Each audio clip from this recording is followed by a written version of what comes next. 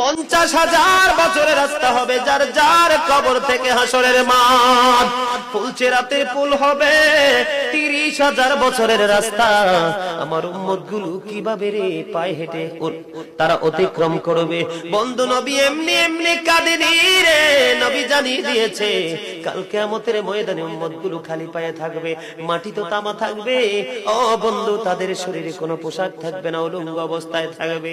এবং মা আয়েশা প্রশ্ন করলো, গো প্রাণের নবী, জানতে মনে চায় নবী গো, এই যে আপনার উম্মত গুলো উলঙ্গ অবস্থায় খালি পায়ে সবাই থাকবে গো নবী, তারা কি নারী পুরুষ একসাথে? কয় হ্যাঁ, নারী পুরুষ একসাথে।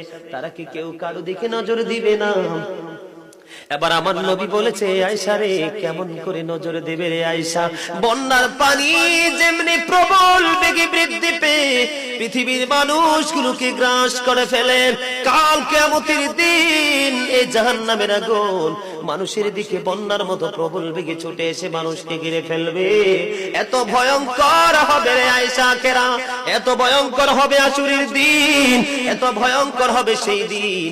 আর সেদিন এত বিপজ্জনক হবে, একটা পুরুষ আর একটা নারীর দিকে তাকাইবার মতো সুযোগ থাকবে না।